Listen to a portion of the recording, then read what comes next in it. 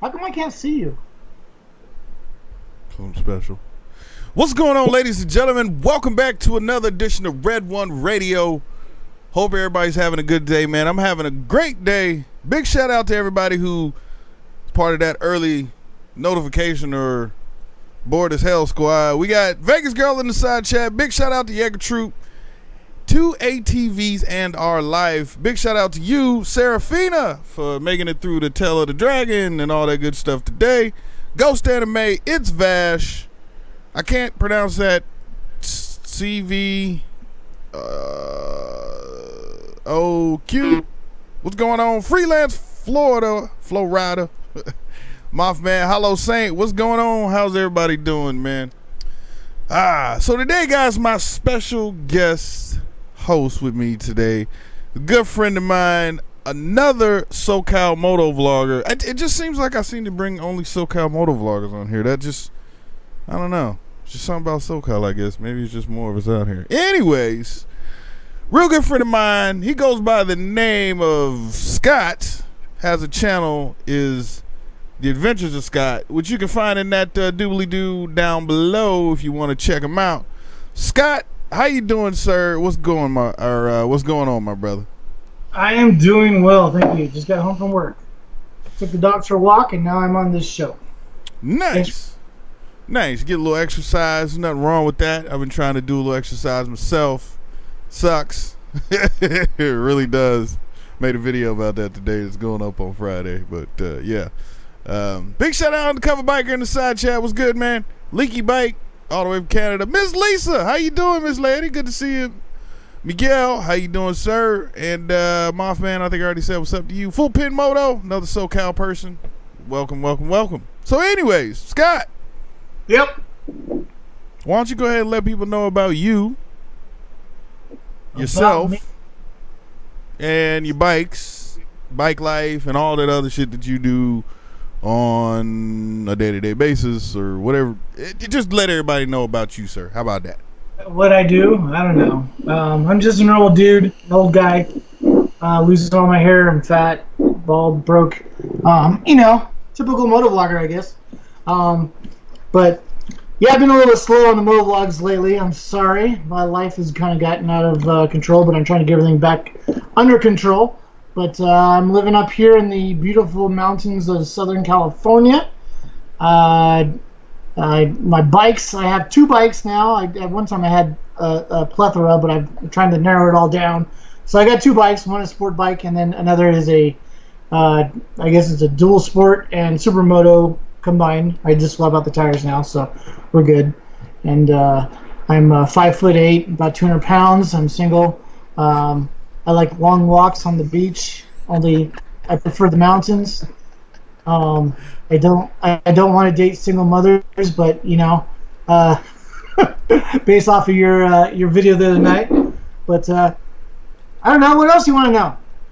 No, it's not really for me. I know who you are, sir. It's the people out there that may not know who Scott is and stuff and things. Big shout out to Rudy, another SoCal person. That's one. Another. So man, it's a lot of SoCal up in here tonight. Trini, what's going on? Who is that? Raul? Would you say Raul? Vincent? I don't know. But welcome, guys. So you got 2 bikes right now, right? Is that correct? 2 bikes. 2 bikes. With the supermoto off-road or whatever the hell you want to call it. Now, most people, I'm gonna say out there in the side chat, don't know, because they're as like ignorant as me. It's a beta, right? Who the fuck makes beta? Beta is an Italian bike. Oh. I never actually heard of it until maybe 7 months ago. I saw it at the International Motorcycle Show at Long Beach, and I absolutely loved the bike. So it's a really cool bike, kind of high end. It's got some really neat features about it, like it comes with GPS, and it comes with actual handles on the bike for the rear of the bike, so it's easier to pick up, and just all sorts of little things about the bike just really makes it nice. So I fell in love with it at the motorcycle show, and a month and a half later, I ended up selling my Husqvarna, and then I got a killer deal on this one that I just couldn't even say no. So, but yeah, the Beta's a really cool bike. I like it. So wait, well, what does the GPS do for you? I don't get it.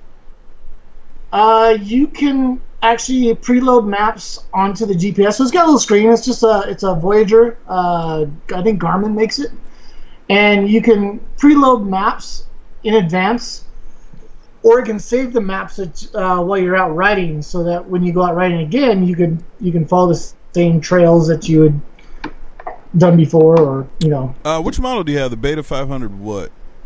It's a 2015 Beta 500 RS. RS. It's pretty sexy. Now I'm trying.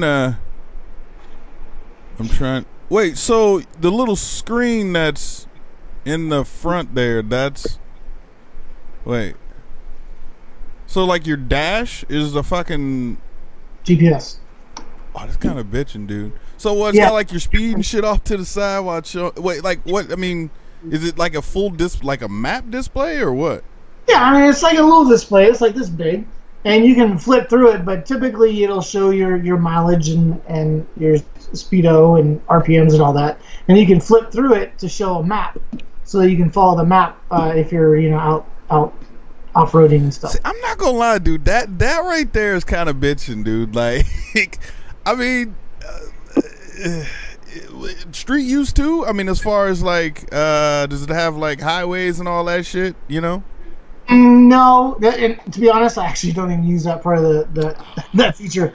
But it's mainly for off-road stuff. Okay. It is a dual sport, and it's picking up all the trails on where you're at. I guess it'll pick up the streets that you're on, but for the most part, you kind of know where you're going on the street. So, but it's easy to get lost when you're out trail riding, so something like that would really come in handy. Right. Help you get to where you came from, you know? Yeah, no, at least, yeah, dude, that, I'm not gonna lie, that's pretty dope, dude. I wish I had this shit on my R6, man. I mean, for like street use, that way I ain't gotta use my phone so much. But Deep South Moto says the new house looks dope. Oh, thank you. Yeah, you got the I see you got nature and shit back there.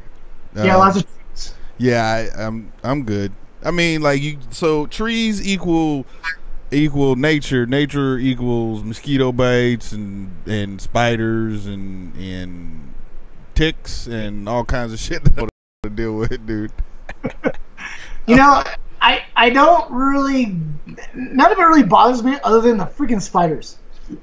We have these really big, nasty brown spiders, and they're fast and they're mean.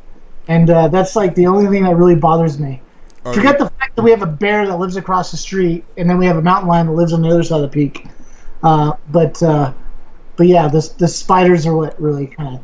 Nah, dude. Nah, I will be very happy to stay in proximity to water and people. You know, like my worst enemy here in the city is the American cockroach or whatever. Like, other than that, I'm good to go, man. Keep the house clean and all that shit. You ain't got to worry about them, so I don't have to worry about it. But I don't know, dude. I'm not a fan of nature. I think it's beautiful to look at, but at the end of about a 10-minute stare off into nothingness, I'll go ahead and hop back in the car and take my ass back to the city. I'm just saying. So that means you're not going to come visit me?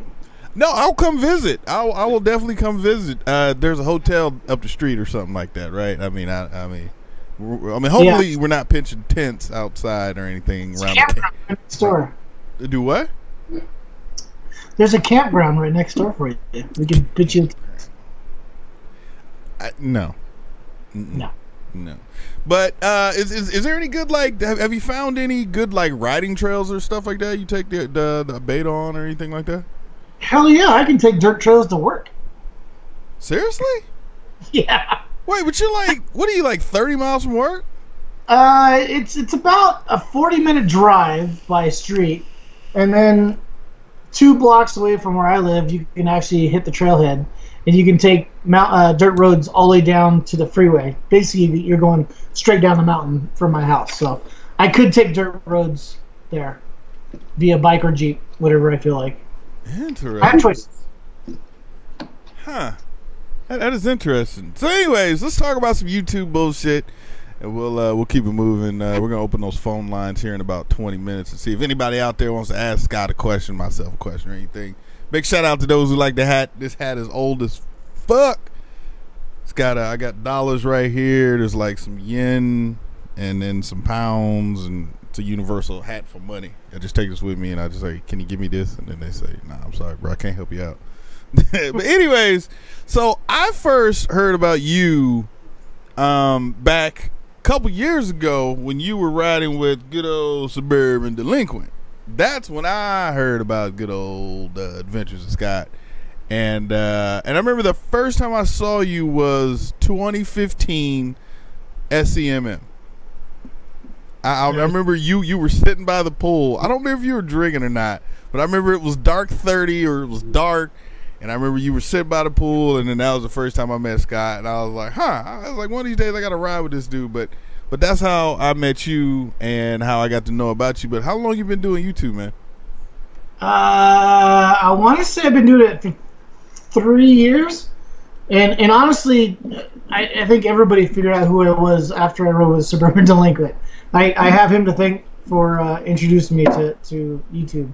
But yeah, I've been doing it like three and a half years, I think. The channel actually started off as a racing channel because I work in the car industry, if you didn't know, and I've been racing cars most of my life.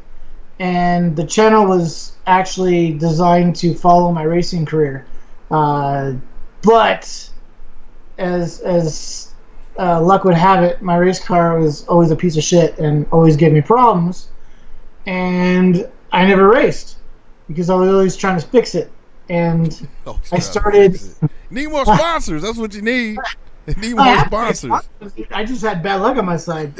So I got into motorcycle riding. I was having a great time riding because it was cheap, it was reliable, and it was all I could do because I couldn't race cars. So I was riding bikes, and then I stumbled across a fellow motovlogger. At the time, I had a Kawasaki ZX6R, and I was searching YouTube for Kawasaki's, and I ran into this weird channel where this dude was like riding around talking to himself through his helmet. And, I honestly think that's how everybody kept saying this word. I did not understand what the hell it meant. I'm like, chill? What are you saying? And he kept screaming, chill? I was like, I don't get it. Oh, chill. And at first I was like, what the hell is this? People watch this? And then I think like 10 episodes later of watching Baker X Derrick, I got hooked into the motovlogs and I started doing that, I guess. Yeah, dude, I think everybody, at least with the old, I don't want to say older, but riders, right? I think we all come into this as like, why the fuck is this dude riding around talking to himself? Like, what the fuck is he talking about? And then you just sit there, and the next thing you know, like 14 minutes go by, and you're like, all right, man, fucking check y'all out on the next video, peace. And you're like, wow, I just sat here and watched a motherfucker ride down the street talk about nothing for 14 minutes. Huh, well, might as well click this next video. And next thing you know, like 4 hours later, you're like, you done found out Derek, and you found Arson, you find out, like, you know, you start to fucking, it's like Pandora's box, dude. It starts to unlock. And then all of a sudden you're just like, damn, dude, now it becomes a thing, and you're just like, wow, dude, you know what? If they can do this shit, let me try it out. And then you go out and you buy your shit and fucking all that stuff. But what kind of gear did you start with in the beginning, as far as like camera wise and all that? I had a GoPro. Started off with 3, 2. I think it was a 3. I think I started off with a 3, and then I graduated to a 3+. Silver. I couldn't afford the black. Ah, yeah. I can't afford the good stuff. Hey, man, it is what it is. You know, not everybody's rich. I'm a baller on a budget. Especially with a race car. Shit, I don't even have a race car. Neither do I. I just stripped it apart. Oh, you finally got rid of it? Yeah, we broke it down into a million pieces, and now I have like 3/4 of the car in bags in my shed down below, and then in bags. Sitting on a trailer at my buddy's house. But you got the big pieces gone, right? You got the motor and all trans and all that shit gone. No, not yet. Hey, if you guys are looking for an SR20 DET motor, hit up your boy Scott over there on Instagram. He's got a motor, man. Like it's a Japanese motor too. Well, you got pictures? What the hell are you doing? Huh? Nothing?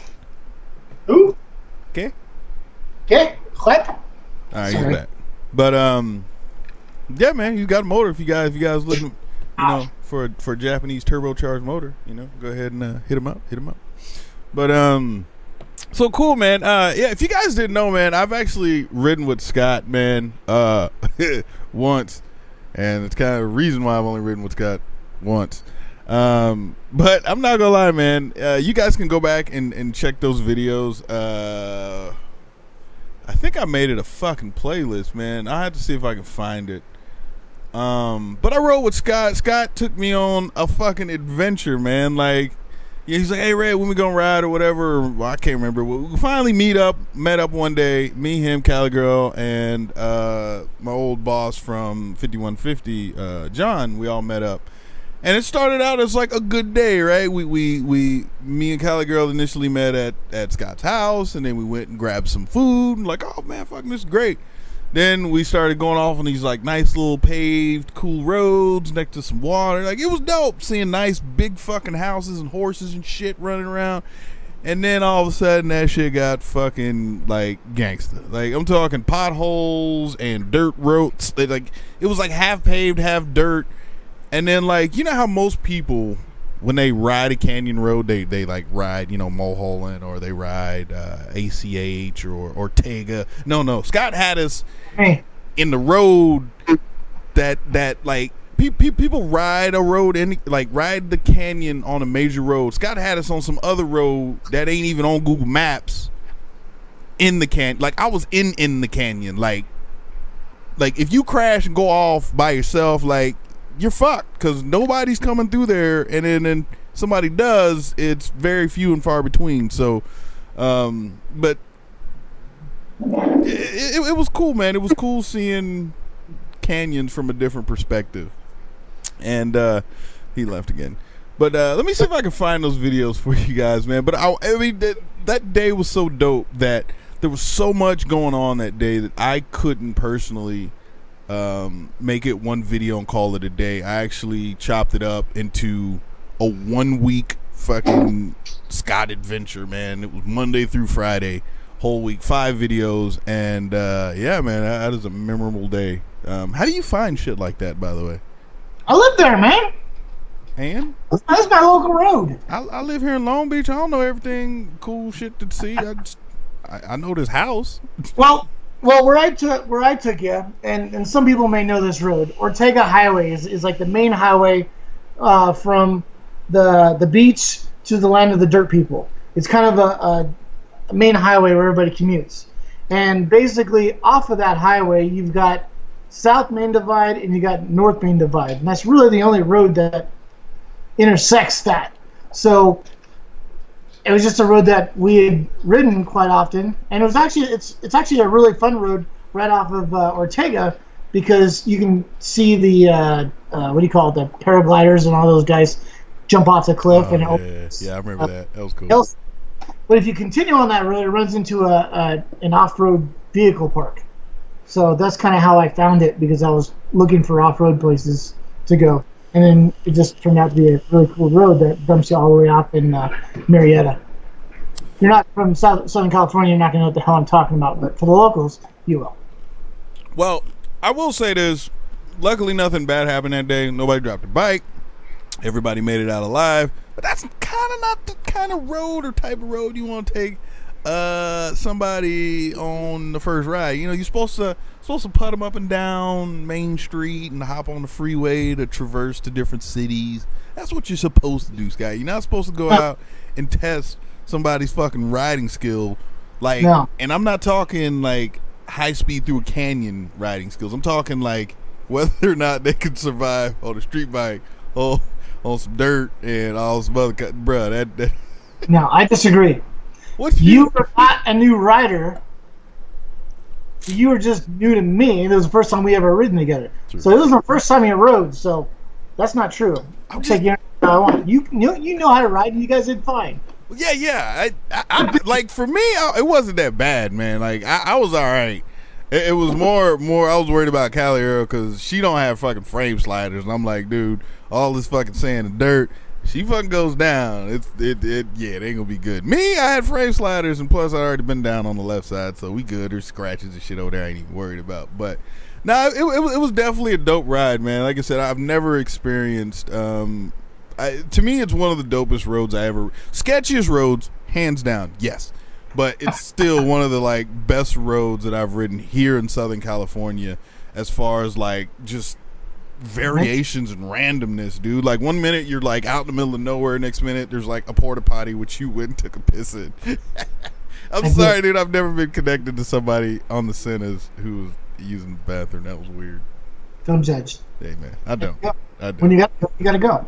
Yeah, that is true. That is true. So. Also on your channel, you seem to embrace a so you know, of course you got moto vlogs on your channel like most of us do, and then you know with me, you know, occasionally you'll see you know, like a short film or something, and with you seem to take it that direction also, but you seem to go with more of a you kind of sticking with that race car thing. You want to talk about that a little bit? Sure. Well, I really hate to narrow my focus down to being considered a motovlogger because that's not really what I am. It's not what I really started the channel off as.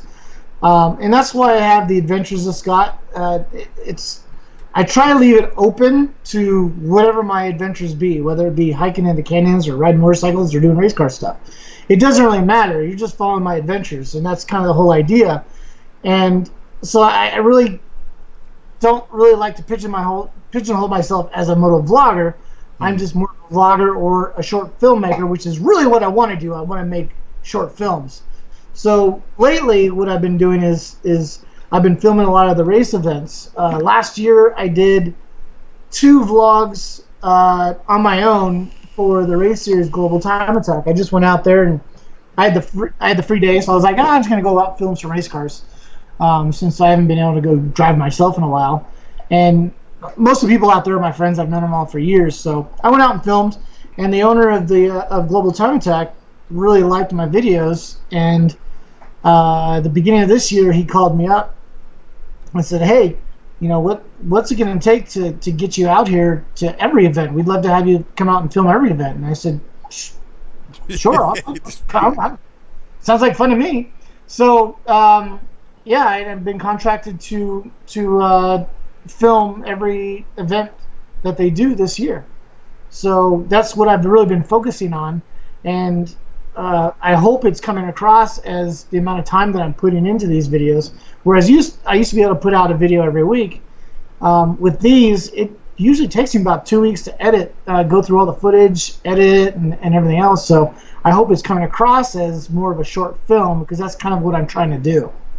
And that's what I like, and I'm gonna be doing more motorcycle stuff, but that's kind of the angle I want to take it, and do more short films with a purpose, and be more cinematic with that kind of stuff. Yeah, I mean, yeah, to me it comes off more as a short film. I mean, I don't look at it as more of a you know, like if you lean the needle from documentary or short film, I look at it more as a short film.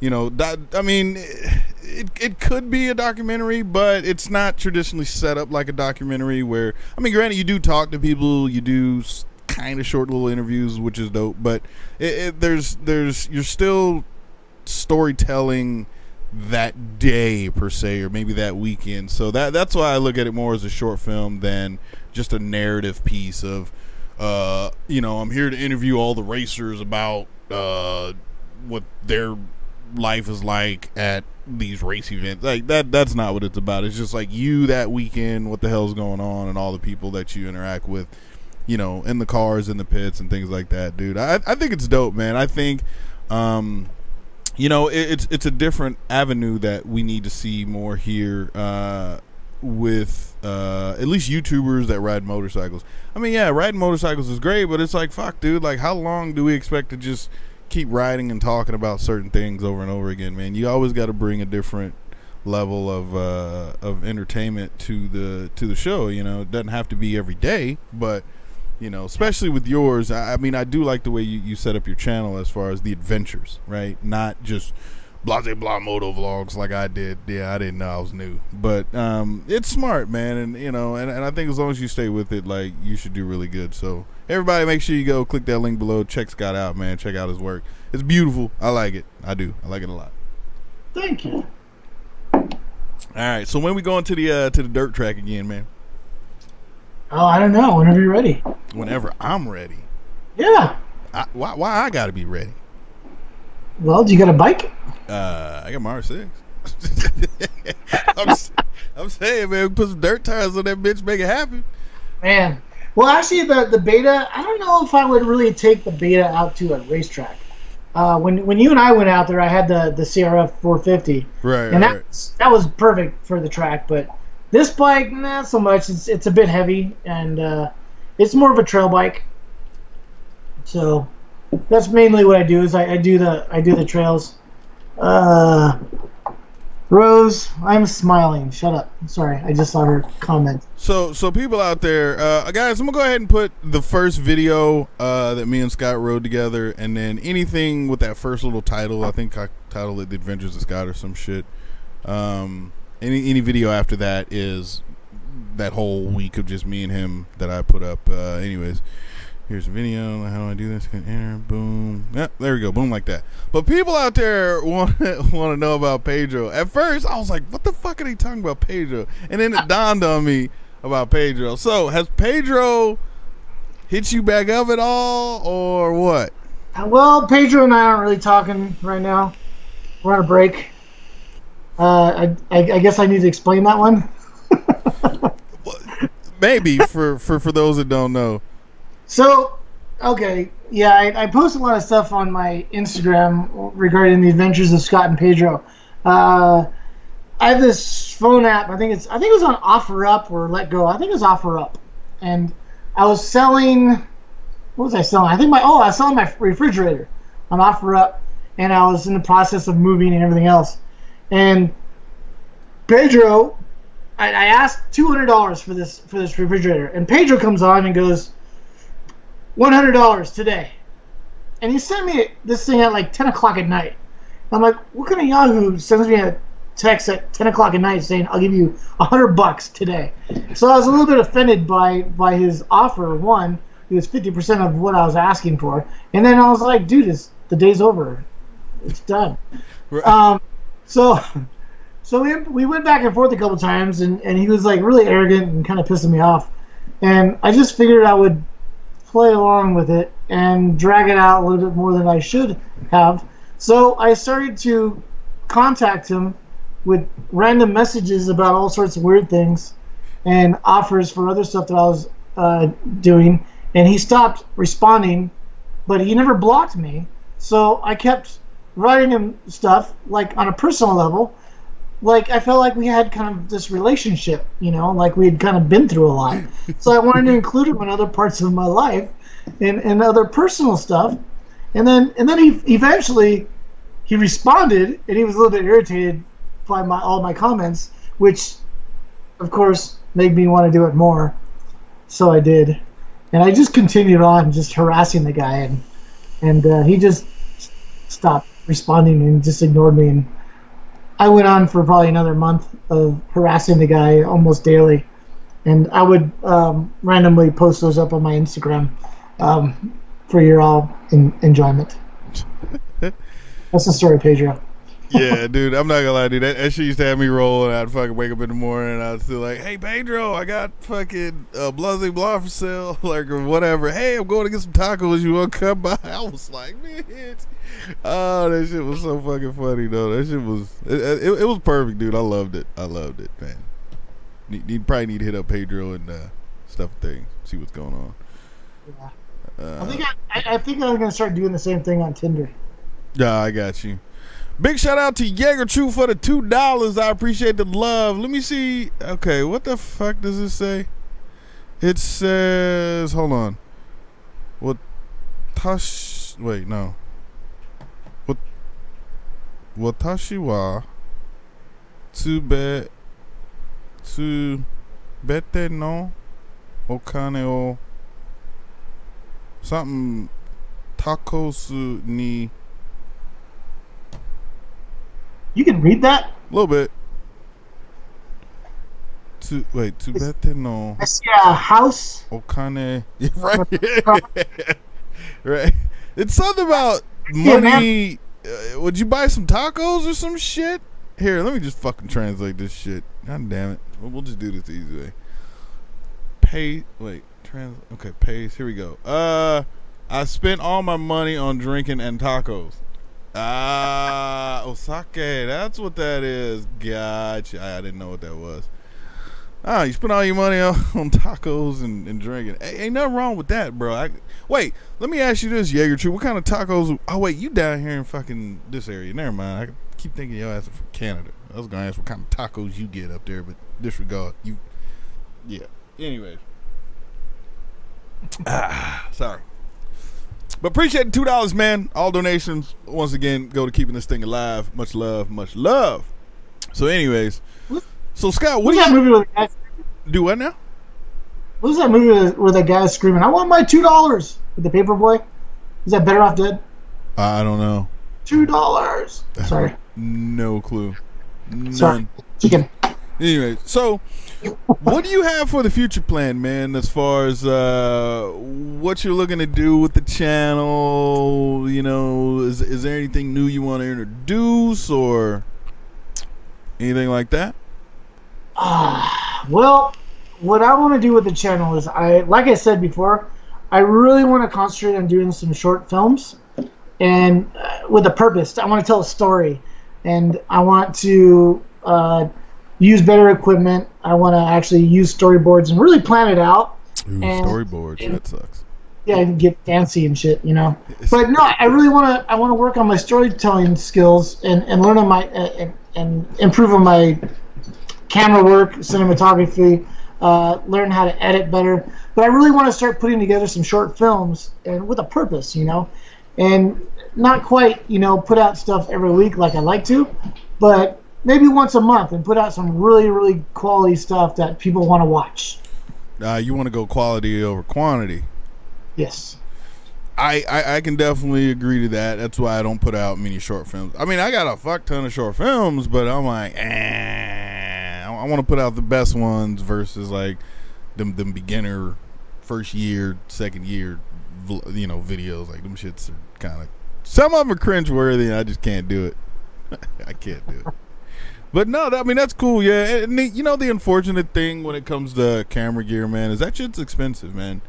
You know what I mean? It's easy. I mean, yeah, most people, you know, if they put their funds together, can go out and get, you know, like a $2,000 or a $3,000, maybe even $4,000 DSLR, right? Or like a GH4, GH5 or something, right? You know, most people can get together the funds to get a camera.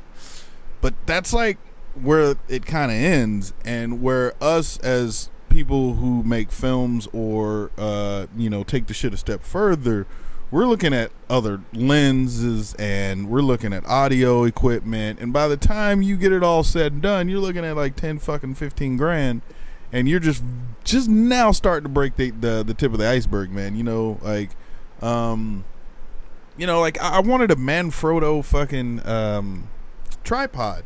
I went to fucking price one of them shits, man. They were like, it was like $800, man, for like a video fluid head tripod. Oh yeah, bitch, I can't. $800. Oh, fuck, man. No, I was looking at lenses the other day, and the lenses cost more than my camera. Yeah, yeah. Like the one lens that I want a Canon 24-70 2.8, which is constant aperture, and that lens, the new version, last time I checked, was like $2,200, and I'm like, fuck, dude, my camera cost me like $600, dude, like. Yeah, I mean, and I bought that shit used from somebody that happened to be a high school friend of mine, so that's why I felt, you know, comfortable buying it used. But Like, damn, 2,200, and that's one fucking lens. Granted, it's like an all-around lens. You know, I could use it in most situations, but still, like, that's true. Yeah, people don't get it, man. It's expensive. It's funny when I'm at the track. I'm hanging out with the other track photographers, and they're all walking around with $4,000 or $5,000 cameras, Yep. And then there's me walking around filming the event with my $600 Panasonic G7, right, with my stock lens, and they're like, "What are you doing?" I'm like, "Well, I'm filming the video." I'm media. Like, with that, right? I'm like, it's not about the equipment; it's about the story. You fucking pull out your GoPro back. Excuse me, sir. Can you get the fuck out of my way? You're my shot. Let me just hold my GoPro here. Then I use here, all my time lapse shots. Yeah. I use this. The center prism. Center prism. Now, mind you, the battery gets loose, so I have to use this rubber band here to keep the back end, so the battery stays tight, so it doesn't die on me mid shot.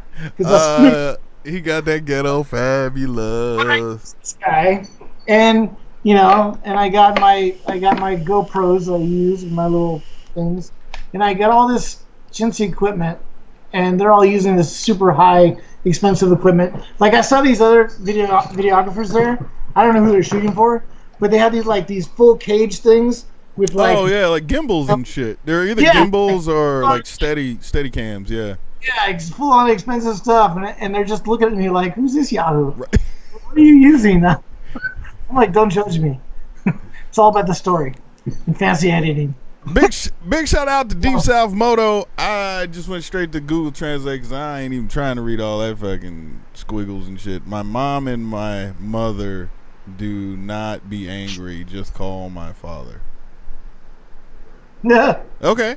Well, appreciate the $2, sir. All donations go to keeping this thing alive, man. Thank you, sir. Thank you. But yeah, no, it is funny, man. A lot of that gear. I mean, granted, if you had that gear, man, I mean, everything would production / post-production would be just that much more easier. But at the end of the day, too, you gotta learn how to be able to shoot with that equipment. Just because I come over to your house tomorrow and say, "All right, dude, here's a fucking." The steady cams, that's like the backpack, right? Like it's like a vest, and then there's like the little metal arm that comes up and over the head and then just kind of hangs out in front of them or whatever. Like, I could give you all that shit and tell you to go shoot, and granted, you'll shoot some dope shit with it, but when it comes time for you to capture the moment that you have in your head as it's playing out, you'll probably miss it 9 times out of 10 because you're not used to shooting on that equipment. Like, I've played around with some of those $10,000 plus rigs and shit, and it's really dope, dude. The fact you can like literally sprint or skip down the fucking street and that fucking camera is steady as fuck, you're like, "Oh, dude, this is dope." But it's not needed, man. And if you learn, like, I can definitely tell you've learned your equipment and how to use it properly, and that's all you need to really do, man. You don't need to overkill yourself or take out a fucking $20,000 loan to go invest in camera gear. No, it's true, and it's also in combination with the software that you're using. One of the things I learned was warp stabilizer. With my, that helps. You can't get too crazy with it because it kind of turns things into jello a little bit. But if you play around with it, and you can make your scenes work. But it's also I'm not trying to make movie quality shit either. I'm trying to tell a story from a first-person point of view, so people know what it's like to be there, know, and that's the story I'm trying to tell when I go to the racetrack, because that's what the race series wants to see. They want people to recognize the drivers and recognize the personalities and really get a feel of how fun it is to be there at the track, and that's the story I'm trying to tell. So I really don't need too fancy of equipment to do that. I just need good characters, and I need to be able to spread myself thin and try and get as much of what's going on as I can. Right. So Scott, right now we got a caller on the line. I'm gonna go ahead and the phone lines have already been open. I mean, if for those that've been here, they know 8 o'clock open up the phone lines. But Caller, we're gonna take a call here in a sec. But real quick, Serafina, I noticed you were talking about someone's not looking forward to syncing videos or whatever. So if you have two different cameras and two different audio sources, the best way to sync them is not to try to fucking figure out where in time they are, like moving them around the timeline. Don't do that shit. This is what you do: start camera A, start camera B. And then if, let's just say they're like GoPros or something, right? And the audio is recording directly to the cameras. All you got to do is point both cameras at the same person or whatever. Well, not necessarily that, but it definitely helps. But all you got to do is fucking stand in front of the cameras, make sure both the audios are working, and then you just clap 3 times. That's it. So then what happens is when you look at camera A, you'll see these big fucking 3 spikes in the audio, and then you find camera B, find the 3 big spikes in the fucking audio, you match those fuckers up, and guess what? Everything's synced from then there on out. That's why in movies when they say action and then big that clapboard, that's to sync the audio and the video. Because when you shoot short films like that, your audio does not record to the camera, right? Any professional production studio, like, you'll never see the audio getting recorded to the video file. Never happens. It's always 2 separate things, right? So what happens is you put the clapboard in front of the camera. So right as it smacks, and the video, since there's no audio to the video, you'll see right when it touches, that's your sync point. And then when you look in the audio, you'll see the big spike in the waveform, and then that's when you put those 2 together, and then your audio and your video is now synced. So just something to do if you guys are going out riding tomorrow, if you're still up in that area, is just, yeah, clap 3 times. Once is okay, I mean, but just 3 times makes a very definitive thing to see. Try that and everything will be good. But with that being said, let's go ahead and take this first call. Let me go ahead and make sure everything's good to go. Hop over here like a so. Area code 928, you're live on the air. What up? Hey, what up? What up? What's going on, homie? Hi. Hey, how's everyone doing, man? I just wanted to call and just talk for a little bit. I got a few minutes before I head out. That's what's up, man. Yeah, so, if you don't remember, the stream you had about a week ago now, I put up there about your motorcycle with the idle air control valve. That was me. Oh, okay, yeah. Wait, where? Yeah. Wait, say that again? No, when I put up there about your bike, when I said something about an idle air control valve, and you said it wasn't it, that was me. Oh, okay, yeah, right, I got you. Okay, yeah. Right. No, but I wanted to ask because I'm just kind of curious about on the topic of motorcycles and everything. You ever 90 like an old seconds. 3-wheeler? Oh, wait, what the hell just happened? Oh, damn. Hey, can you do me a favor? Yeah. Oh, yeah. For some reason I scheduled the time for this for only like 15 fucking minutes. That is so weird. Can you hang up and give me a call back here in like 3 minutes? Oh yeah, sure. All right, I appreciate the love, man. I'll be sure to answer you. Oh yeah, no problem. All right, thanks, man. All right, cool. Later. 60 seconds. Bruh, Red One over here fucking up some. Let me go ahead and end this episode like that and restart an episode. Bruh. My bad, y'all. I'm over here fucking up. Create. Yeah, get the fuck out the way. Create. All right. Can y'all believe that shit? God damn. First time that happened. Let's see. Broadcast. Let's go. Go live now. Bro, I can't believe I fucking did. Did you break it? Red. Who broke something? Somebody broke something at your house, man? Dogs over there fucking up, Sky? Red. It's me. I'm still connected. I think I'm still connected.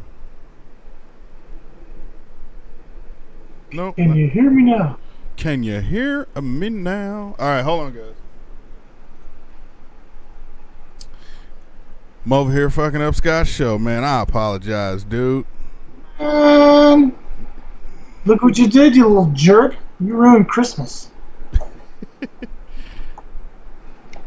And then I think they can hear you, can't they?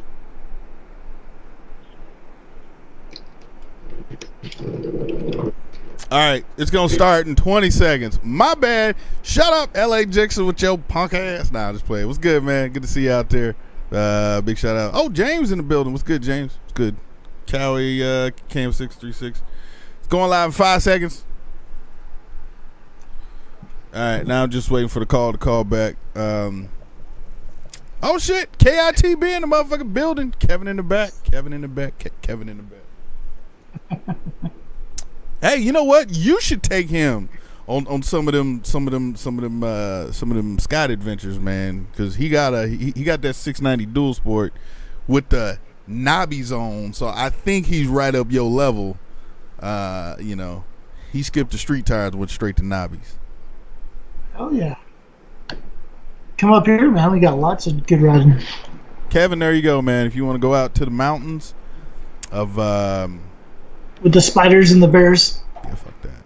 Wait, what mountain range is that considered? San Bernardino Mountains. Is that what they're called? Yeah, I'm just above Mr. Baker X Derrick. Gotcha. Base of the mountain. Oh, there he is. He's back. All right, cool, man. Sorry about that. We're back. We're good. All right, cool. Cool. All right. Now, what was your question? Oh, yeah, no, I wanted to ask you, you ever rode one of them old school, like the 80s three-wheelers? Ooh, like, yeah, long-ass time ago, man. I barely remember, though, but, yeah, what about them? No, it was just, because that's what I have at the moment. So it's an 82 Suzuki ALT 125. It's pretty fun. Go out and ride sometimes. I just went out riding today, and then I went mud bogging, and it was just a question that popped into my mind. I wanted to see if I could get your opinion on them or something. Scott, do you have any three-wheel experience? No, actually. Man, those things were like popular when I was a kid. I guess I hated myself. I was pretty young, but I do remember them when they were new. But I never had one. I had one of those, if you remember them, the Honda Odyssey. It was basically as a four-wheeled, single-seat dune buggy. Minivan? No, it was a dune buggy. Oh, really? That's funny. Yeah. Yeah. Look at it. They're yellow, and they had like a big roll bar up behind you. And yeah, it was a single-seater. I used to ride it myself, and then I had to wait for my dad to go out and pull the starter because there was no electric start. He'd have to pull the cord lawnmower. Yeah. No, my only thing with the three-wheelers is kind of like what it's Vash and the side chat pointed out is they were, look, there was a reason why that those three-wheelers got yanked off the market. So they're very quick to roll over, and I think it's mainly going downhill. Because you don't have two wheels in the front to stabilize everything. Like if you were to hit the brake and kind of be leaned over to one side or whatever, the bike would actually kind of like fold in on itself and tip over. So yeah, there's a reason why they got rid of the three-wheelers and only make four-wheelers now, because a lot of people were getting killed and getting fucked up due to rolls on them. But I mean, as long as you're, you know, not trying to go out and do some fucking super gangster shit, man, you should be all right, dude. I mean, if you're just out trail riding and having a good time and playing around in the mud, I think you'll be fine. Just, yeah, don't look to try to go up and down a bunch of big steep-ass hills and shit, you know what I mean? Oh, yeah, no, man. Out of Hayfield Draw, which is about 15 minutes away from me, it's just a bunch of trails, and I always generally stay away from the ones that got, like, the huge inclines or, like, the, you know, the downhill slopes. Like, just can't do that. I usually find a trail that's relatively flat, and I just kind of follow that out to wherever I can get to, and then I'll just ride it back. I do that quite often. It's not a bad little bike, you know. I mean, has some issues here and there. I mean, I've been thrown off it more times than I can count, but you know, it's still fun. I get back up on it and go ripping, you know. Yeah, isn't the tires on that thing like super wide and shit? Yeah. Oh, yeah, they're like really big bubble tires. Like, the one that I have doesn't have a suspension. The tires basically act as a suspension. And you're right, you got to kind of like lean in on it to turn, or else if you don't, it'll just keep going straight. Yeah, that's funny, dude. Yeah, the 80s were definitely a different time, man. It was definitely about pure fun and enjoyment and not so much safety, you know. But, yeah. Right. Yeah, I mean, hey, man, as long as it gets you around, put the smile on your fucking face, man. To me, that's the best part of it, man. Oh, definitely, bro. Definitely. I got that like 5 years ago for my birthday. Oh, nice. Yeah. Been wanting to get a different bike, but I don't know. I already got a couple cars. I don't think I'm gonna get a bike anytime soon until this one just eventually gives out or something. I don't know. I mean, well, you not trying to go street, or are you just trying to stay in the dirt? Oh yeah, no, I want to go street. If I want to get a bike, it's probably going to be an R6 or a CBR 600. Okay. You sure you don't want to go best Somewhere of both along those worlds? lines. Sure you don't want to go best of both worlds? Nah, I don't want to get a dual sport. Come on. Superman. Come on. I'm just saying, man, because, like, I mean, look, at the end of the day, like, there's times when I'm riding the R6 and I'll end up somewhere and I'll just see this road that just, like, goes up this hill or, like, off in the dirt somewhere, and I'm like, fuck, I kind of wish I want to know where that road goes, but I ain't finna take my R6 out there and have some shit happen. So, you know, like, and there's only so much you can do on a 600, man. Like, put it this way, you can do way more on a dual sport or a supermoto than you can do on a street bike, hands fucking down. You know what I mean? Like, and even when you look at, like, I'd say the only thing that a super sport can do that a supermoto or like a dual sport can't do is probably what would you say, Scott? Top end speed? Freeway. Huh? The freeway. Right. Other than that, like, because like, you know, listening to Jake and like Snowcat and those guys when they were on those 701 supermotos, Midwest, if you hear, take a shot. They were saying, like, dude, those bikes are like, Snowcat told me he felt personally way faster in a canyon on that supermoto than he did on a Super Duke. Granted, the Super Duke's got power to pull out of the corners, right? You come out of the corner, you fucking smash it and be out. But he was like, dude, you could throw the bike around, you could slide it into the corner, like, you had so many more options, you know, while on the bike. So it made me think, like, okay, then what, you know, as none of us are professional riders, so none of us can take a 600 to its limit. None of us can. We take it to that limit, but way beyond it, and then we crash. Right? That's what we do. But I keep looking at dual sports and supermotos. It's like, well, if the only thing they really can't do is go 100 and fucking, you know, 60, you know, or freeway riding all the time. Other than that, like, what else are we doing on 600s that would warrant us to need a 600? And I was like, nothing. Look cool. I think it's just kind of the feeling that you get from going fast. I mean, you know, it's intoxicating, you know. It is true. That is true. I mean, my buddy KJ recently got an R6, and he let me ride that around the parking lot one time, and I'm like, shit, I don't know if I can do that, you know. Like, I was afraid I was gonna, like, you know, panic throttle or something, because everything was really touchy, you know, for some reason. And but it was fun nonetheless to ride. Yeah. No, I mean, don't get me wrong. Look, dude, I went the street bike route coming from dirt, and, you know, I was fine. I mean, but granted, I did make some stupid fucking mistakes in the beginning. Like, dude, I wish I could have had a fucking GoPro my first 3 months of riding before I totaled my R6. I really do. I wish I could have. Because there would have been some funny times of me like, oh shit, like not knowing what to do, and then finally stopping and being like, fuck, wow, I made it. All right, we're good. All right, light's green. Let's go. You know, but yeah, you know, definitely get what you want, man. Because at the end of the day, you're the one that's got to live with the purchase, right? Like, I can sit here and say, no, dude, you should get a fucking dual sport. And blah, blah. You get it, you fucking love it for 6 minutes, and after that, you're like, fuck this thing, I'm done. You know what I mean? So, right. But whatever you get. That's, I don't know. I don't want to be like jumping to conclusions or nothing, but I think that's kind of like where Arson was with his KLR. Like, he liked it, but that's why he kind of went with a cruiser, because he's had that for a while. He wanted to jump to something new, and, you know, I can understand that, you know. Well, Arson's a big individual. I don't think. I mean, I know, Scott, you've ridden with Arson. How many? You probably ridden with Arson more times than I've had. I've only ridden with a couple times. Let me ask you this, Scott. Did Arson going with the cruiser surprise you? You know, honestly, no. He's always kind of done his own thing. He's never really followed, you know, the trends. He's always set his own trend.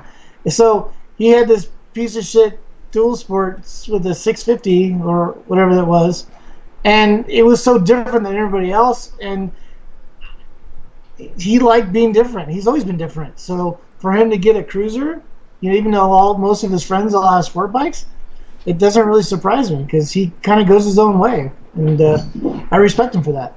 Yeah, yeah, and him being tall, you know, sitting on a super sport ain't the best thing. Back problems and shit. It's super uncomfortable for him. Right.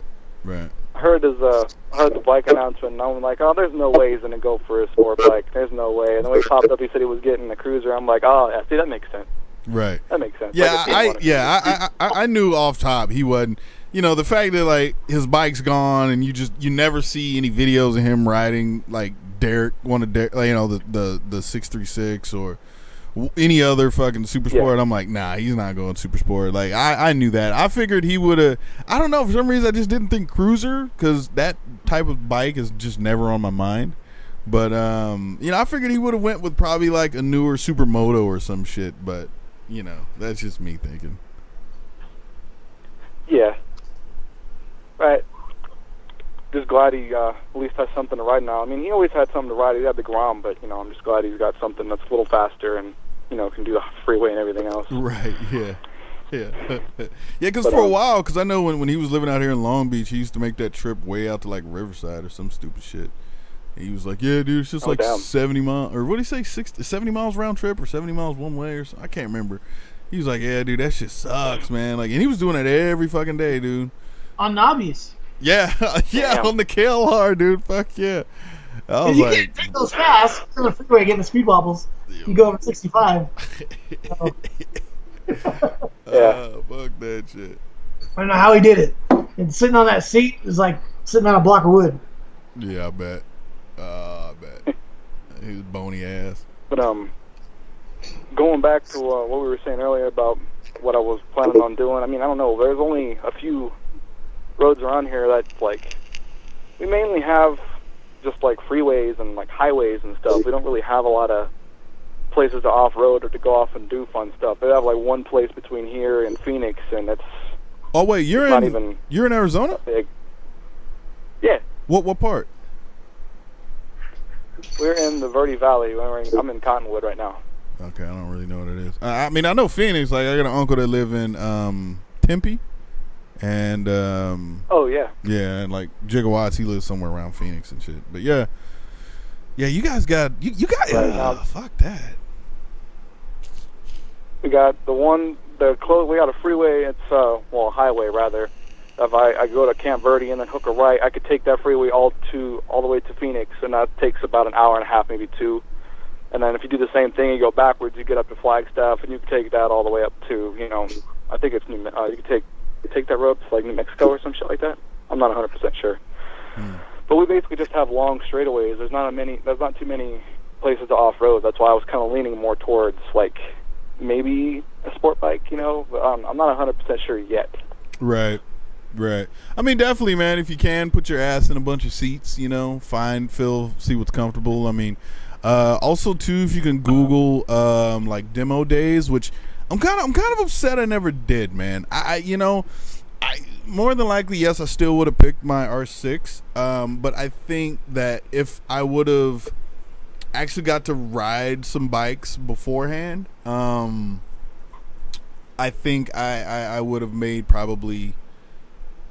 Well, I would have had more information about, you know, picking bikes, because the only thing I did, I just went to the dealership. I fucking picked what I thought looked cool, you know, that I liked, and that's what I went with. You know what I mean? And plus, you know, I'd owned a Yamaha beforehand, so that's just my choice, you know. Whereas like now, I'm like, shit, I kind of wish I would have picked something else, man. Like an FZ or some shit, like an FZ09. Like, fuck, dude, that shit would have been dope, man. I'd have had a fucking blast on that bike. But you know. Don't worry. So, but yeah, man, if you can, like I said, man, just see, you know. Wait, do you have a motorcycle license or no? No, I'm actually in the process of trying to get that. That's one thing I really want to get at the moment. Yeah, go. I mean, they you know, they definitely not gonna let you ride a bike without without an endorsement. So I mean, yeah, I mean you can go ahead and get your license. You don't need a bike to get your license. I mean, if you know how to ride one, then you know, go through the steps or whatever. If you guys got a safety course out there, take that and you know go that route. Definitely, man. Oh shit. Well, I think I got a dip. All right. It was nice talking to you, bro. I appreciate it. Well, cool, brother. Appreciate you calling in. Thanks for calling. All right, and can I say like one more thing, just kind of like just putting it out there? Yeah. All right. I do have an album coming out here soon. I just wanted to tell y'all. I mean, you might be interested. It's kind of really eclectic. I don't know. I do rap, I do dubstep, all that other kind of thing. But I just want to say it'll be coming out here hopefully in a few months. You know, just stay looking out if you want. All right, for sure, man. Just keep me in the loop, man. I mean, as a DJ, man, you know what I mean? Like, I got avenues where I can play music, man. So, yeah, just keep me in the loop. Let me know, dog. And, you know, I'll throw that shit out there if it's good. If it's shit, I'll let you know. Oh, definitely, man. All right, I appreciate it, bro. Thank you. Yeah, no problem, man. All right, man. Have a good night, brother. All right, well. All right, you too, bro. Stay safe. Peace.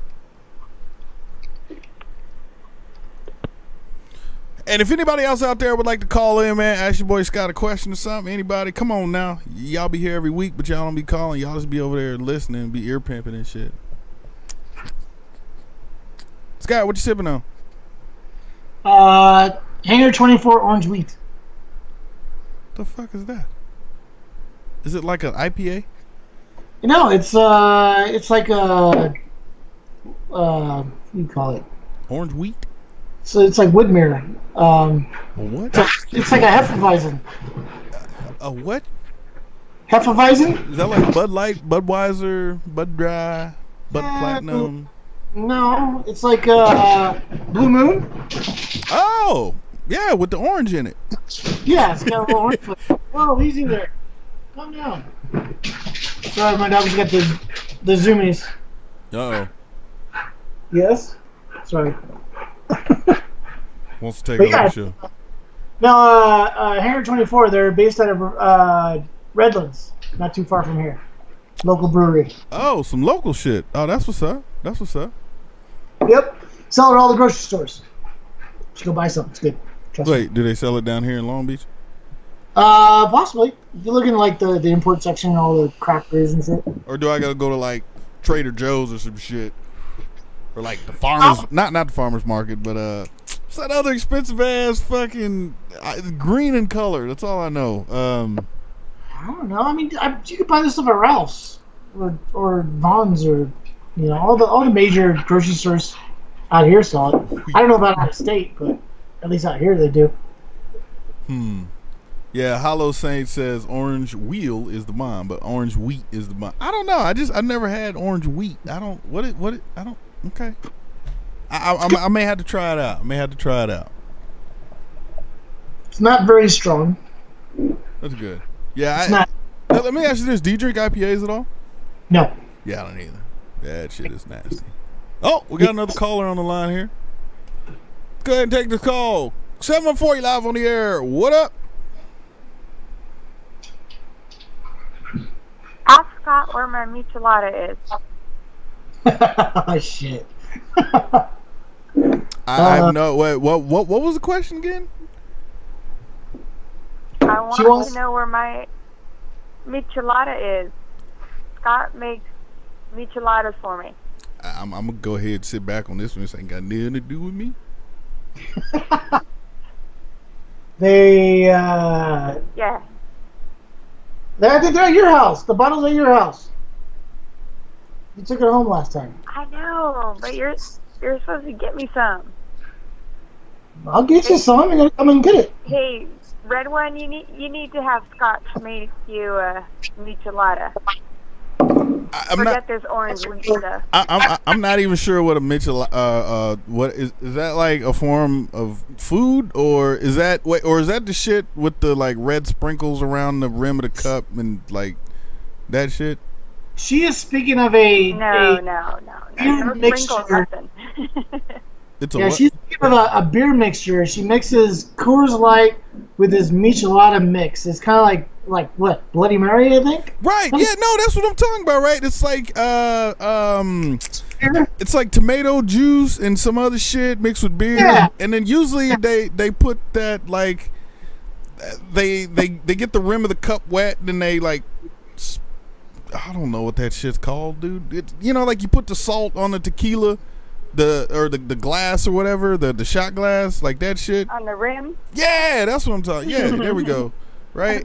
I can't. I don't know. I looked at that shit. I just it don't seem tasty. I'll pass on the salt on the rim thing. No, straight up michelada. It don't look tasty to me. I just Smells fun too. It smells I funny. think maybe it's an acquired taste. It's really an acquired taste. Maybe. Yeah, I don't know. So Red, you're speaking to a good friend, a very good friend of mine. I've known for half my life. Nice. It's my friend Rose. We were in diapers. Not that long. Maybe? Scotch? No, we went to high school. Yeah, but it was pre-puberty. Pre-pubescent. No, it wasn't. I was getting hard up. You know, it was before your teenage stash. No, it was you gave me hard ons back then. Yeah, it was during. It was during the time that you wore Z Cavaricis. Wait, what high school did you go to? Well, what city? Don't tell me the name. I don't need to know that. What city? We went to Ontario. So y'all from out that way. That's east. Yes. Representing the 909. Hey, I've only lived in California for a year, so that right over my head. You can I know 562 Long Beach. That's because my phone number got it. That's about all I know. Yeah, you just got the 909 and 951. Hey, Long Beach is cool. Yes, it is. Yes. This is when it was very country out here, when everyone knew everyone. It was very small town. Right. No, I like where I moved to. I originally moved to Whittier, so I had met a friend of mine when I was in the military, and I told him where I lived, and he was like, "Bitch, what?" And I'm like, "No, yeah, dude, it's like really nice out here. It's like, what are you talking about?" And he was like, "Oh my God, Whittier is awesome." Yeah, but I guess back in the fucking 90s, like Whittier was fucking like ghetto fabulous or some shit. I'm like, I don't know. He was just really, because Richard Nixon went to Whittier College for law school, so it can't be that bad. Maybe in the 90s. Like I met him in the 2000s. Yeah, maybe that was a long time ago. Yeah, like in the 2000s. Like I met him in the 2000s, and he was from like Hollywood or Hollyweird, some shit. He was up L.A. area. So, but then like I don't know, being from here, like I've kind of learned that there's this whole East Side West Side thing, and a bunch of people were explaining that shit to me. I think that's funny. I just think that's so funny. Yes, it sort of is. I get it because I'm not gonna lie. No one likes to leave anything past the 405. They think it's like the boonies. Right. But for me, I can relate to the East Side people more than I can the like bougie ass beachside West Siders. Like I get it. I get the big division, right? It's like people got money and shit on the West Side, but people on the East Side is like the average day motherfucker like me, or most of the people that I hang out with. It's funny though. It is funny the division out here. It's hilarious. And then you've got Scott living up in the mountains with Frank the Bear. Wait, the bear has a name? Yeah, his name is Frank. Yep, his name is Frank. Is Frank like a cub, or is Frank like a full-on 400-pound? Frank is a full-on bear. I met the neighbors that lived across the street from me. He came up and told me about it. The bear lives under his back porch, so that's where he goes to hibernate as well. But yeah, the bear lives across the street behind the house, or underneath the house in front of me, and then we have a mountain lion on the other side of the peak. Wait. Okay, now that you give me a little more information about this fucking bear, it's got a name. Wait, don't forget the coyotes and the wolves out there either. No wolves. We have coyotes. It's not holding out on you. I mean, like he's just saying that it's like all peaches and cream up there, but it's pretty scary trying to take out the dogs for a walk. Nah. I'm good. Well, you don't do it at night. The freaks come out at night. Wait, hold on. So Right? my question is Frank is Frank wild or is he like tamed or whatever? I think Frank is like most bears, where they will pretty much leave you alone as long as you leave them alone. They're scary. Right. They Yeah. don't- they Go kinda- out there when he's hungry. Yeah, no thanks.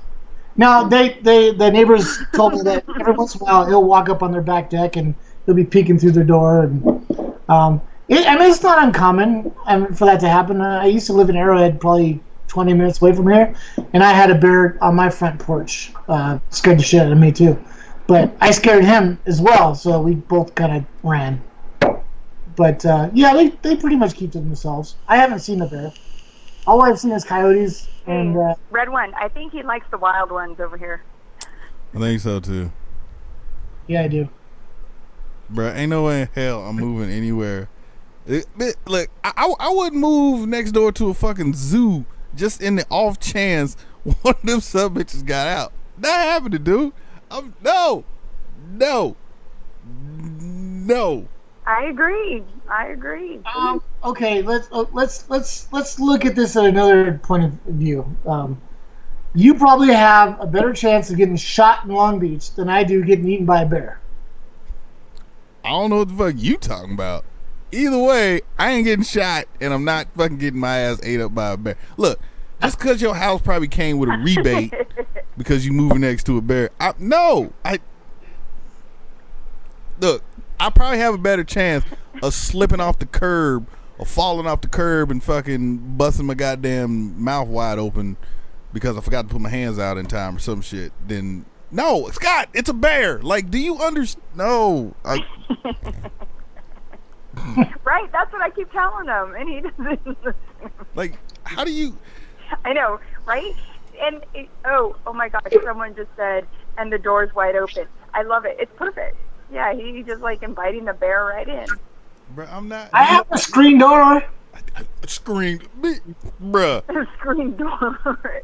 Your wall wouldn't hold that bear if it really needed the push come to shove, man. Like... Exactly, so what difference does it make? He's going to be like, what had happened was... I got glass windows all around. If bear wants in, he's going to get in. You know, like Right. I freak out just a little bit when I go to Mammoth every year, right? And then I'll be talking with the locals. They're like, "Oh yeah, man, we saw a bear like a couple weeks ago, man." I'm like, "Where?" "Oh, he was right off of there, off of Chair 12." I'm like, "Cool, duly noted. Let me be aware." I don't know. I understand, right? Most people don't get fucked up by bears. However, I'm not trying to be that one that does just because somebody like you, Scott, told me that, "Oh no, the bear's harmless. They ain't fucking with you. Everything's good." I concur on that one. There you go. I'm right there with you. I feel comfortable now. He closed the door. I locked it. Now the bear can't get in. You guys pull the windows around. You won't be able to get through the windows. What happens if you come home late, right? And you stop by the supermarket, you picked up some bags, you get inside, and you realize, oh damn, I left the Doritos in the car with the ice cream. Or the cookies. Yeah, what are you gonna do? You gonna wait until the morning and go get them shits, or you what? Bear ain't stealing my cookies. No, one better. I was hoping, like you would say, that maybe the bear would be in bed waiting for Scott. All right, that's just weird. You live next to a bear. Like, the bear ain't got no friends. How you know he ain't got some homies he may want to bring over one day and they don't understand how the shit work over there, right? And then he like, nah, wait, what'd you say the bear's name was? Frank, right? Frank, he bring fucking Frank. Steve and shit over. Steve don't understand the rules, and Steve come over there and just chew a motherfucking... No, man, come on, bruh. I can't... you know what? I was all down to come over for barbecue and all that shit at your crib, but now... We might be the barbecue if we get invited over to Scott's house. come on over. I'll make the micheladas. Are we cooking in your house? Right? Are you gonna buy me some pizza too? I want Yeah. pizza. Well, pizza or barbecue. We can barbecue on the deck. That way the bear can smell it. Yeah, so Frank the bear shows up, right? Yeah. Yeah, I'd like to believe you, but your nose is actually growing. Oh no. Yeah, nah, I'm good. Good on the bear. I'm gonna leave you two to enjoy. Hey, get another beer, Scott, and make me michelada while you're at it. Well, does that mean you're coming up? Nope. It's dark You outside. don't drive up there at night. Dark as hell outside. I know, that's what I said. It's dark, and Frank the bear probably waiting for me, like at the bottom of your driveway. I don't think so. Exactly. You know, us city girls don't know how to drive up mountain roads in the middle of the night. I know. I'll make you a michelada next time. Next time, yes. All right, well, you gents have a good night. Well, I appreciate the call, Ms. Lake. Yes, you need another beer. You're Almost. welcome. You're welcome. You guys have fun. Thanks for All calling, right, Rosie. Take care. Bye. All right, I'll talk to you later. Peace. See ya, boo-boo. See you, bae. Bruh. Yeah. Is there a point in time like where Frank ain't there? Like I've never between seen Frank. Huh? I've never seen Frank. Oh. Wait. I just know he's there. I've never seen him. I walk my dogs every night and every morning. I've never seen him. So like I went from like a 10 being scared and saying no, fuck that, I ain't never coming, to like an 8. Came down like 2 points. But like you said, the chances of you seeing him are slim to none. I used to live in Arrowhead. There's bears up there. I lived there for 3 years. I think I saw a bear twice. So it's not common. hey, here's the thing. I live in the city. You know how many times I've seen a bear? 0. No. Yeah, but how many times have you seen gangmen here shooting? Look, I've seen more pit bulls and shit off the leash. But Yeah, I'm more worried about them. nah, bruh, I wear steel Bears don't want toes. anything to do with you. Bears are afraid of you. No, I don't know. Damn, dude. See, that's that mountain life shit, man. And like, wait, but you probably got like hella good fresh air and shit up there, right? Hell yeah. Like no smog. You get. Wait. What? Hold on. The temp out here right now is. It's like 70, 71 degrees where I'm at right now. What is it out there for you? Probably like 42. I can tell you. I know it's on my phone somewhere. Weather? Oh, here it is. 76 degrees right now. It's 76. 70 degrees. What? I guess because I'm by the ocean. When you got San Bernardino's hot ass trying to swoop up the mountain. 70 degrees right now. Partly cloudy. Huh. And it'll go to a low at 5 a.m. It'll be 61 degrees. Probably what it'll be here. Oh, that's interesting. No, not bad. Yeah, but then come like November, when you got fucking 7 inches of snow outside, or a fucking foot of snow outside, I'm still be chilling at like low 60s, mid 50s, somewhere around in there. Well, when it's that cold, I'll be chilling in front of the TV in the fireplace, and I'll be doing my thing. All right, little puppy over there, sleeping on it or laying down on the couch, just chill. Oh, both of them, huh? That's Rue, and that's Riley. Lazy dog. Lazy dog. It makes them. Are they lazy dogs, really? No, not really. Well, the gray one, she's old, so she's really calm. She's like 12 years old, and then the white one, he's 1, and I just adopted him last weekend. Right. Yeah, I saw that. You're like, ooh, can't wait. He's all happy and shit. That's what's up, though. Oh yeah, he's a good dog. Let's see. Well, Scott, it's about that time, man. Go ahead and wrap this up here. Wrap it up, B. I appreciate you coming on the show tonight, man. I had a real good time. Of course. Thanks for having me. Will you, sir, be at the Scum or SCMM and or SoCal Motovlogger Meetup 2017? Will you be there? I was there at the first one. I was there at the second one, and I will be there at the third one. That is. Wait, you was at the second one? Yeah. I barely remember. Well, because you were drunk the whole time. Well, somewhere between like 5 and like 7. I was all right. I was sober for the most part. You know what I mean? I was getting drunk, but man, maybe just dude, there was so many fucking people there that like it was hard even just having regular conversations with people because. You know, we'd be having a great conversation. All of a sudden, somebody runs over. Hey, blah blah blah. You're like, oh shit. Next thing you're over in that corner, and then somebody else comes along. You just fucking ping pong the whole night, dude. You're just all over the place, bouncing around.